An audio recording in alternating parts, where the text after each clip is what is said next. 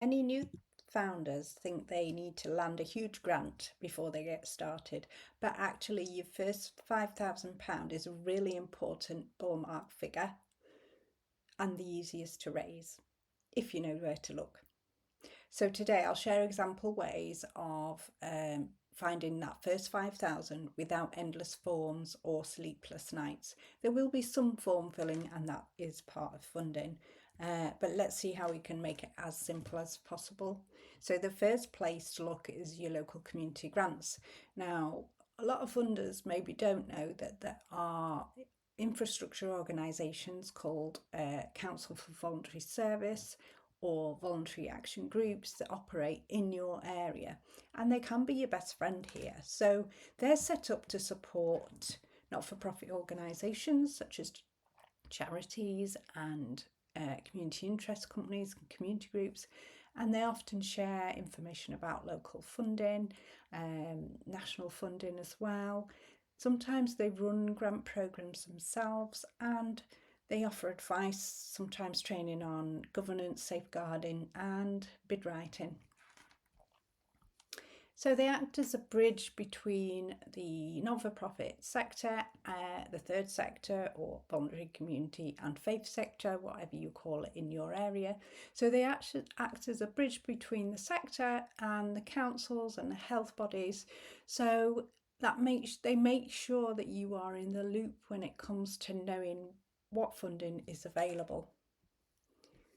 So, for example, my area is Doncaster and Sheffield. So there is a voluntary action Sheffield, and we've got one in Rotherham and Barnsley.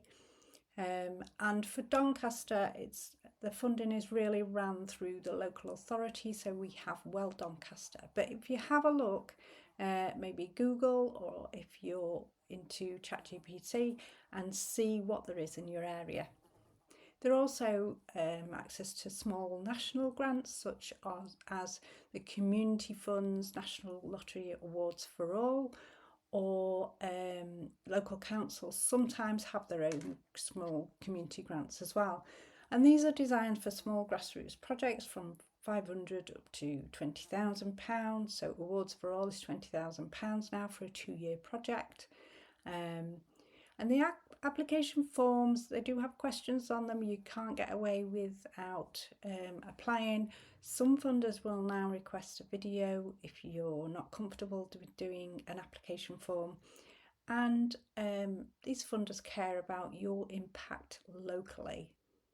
Community foundations are organisations similar to the ones I've already mentioned, voluntary action groups, but they tend to cover a wider area, and there are quite a few of them set up, so it's worth having a look what's in your area. So look for Community Foundation. So in South Yorkshire we have South Yorkshire Community Foundation, and they know all about the local funding. They have small pots of funding themselves to give out, so it's worth finding out what's available in your area. The second option is to look at crowdfunding. Now, crowdfunding means asking lots of people for a little bit of money. So if you have got a good following, if you've got lots of supporters, then if lots of those supporters give £5 or £10, it soon adds up. So we've got platforms like Crowdfunder or Space Hive or Just Giving, and they will sometimes find you matches for that fund. So if your supporters give you a certain amount, then they may well add to those funds. However, that is dependent on different platforms. These campaigns raise awareness at the same time, so you're building supporters whilst you're also raising money. So keep the ask small, that's my tip. Keep the ask small and personal. Use photos, short videos, wherever you can, tell the story of your beneficiaries. So people don't tend to give to logos, they give to real stories, real people. So if the more emotion and the more you can tell your story, then the more likely you are to get donations on a crowdfunding campaign. So the third quick win for raising money pretty quickly is local business sponsorships. You can approach head office, but I find it more appropriate to approach those local businesses that know the area, they may have even heard of your group.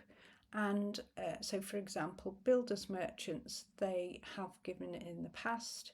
Maybe a cafe might sponsor or provide refreshments for an activity you're doing. And then places like Tesco and Asda, they'll have a local community manager. So it's worth popping in and having a chat. And they have pots of funding from about £200 to £500 to sponsor new and established not-for-profit organisations. So it's worth looking at for those small amounts. Always offer something in return, even if it's really simple, like just a thank you on social media. These things are really important to sponsors. If you can add their logo onto your flyer and maybe mention it if you have an event, then small businesses love to be recognised and love to be seen to be supporting local good causes. So your first 5,000 should be your ballpark figure for the first few months. You look at local community grants, potentially crowdfunding if that works for your organisation, and local business sponsorship. So you don't need to wait a year or fill out a 30-page form. Just start small, build the evidence. Remember, funders and sponsors want to see some progress. They want to see that you've already started and if it's something they want to support. So small is best at the beginning. And it can open the door to bigger funding and bigger sponsorships later on.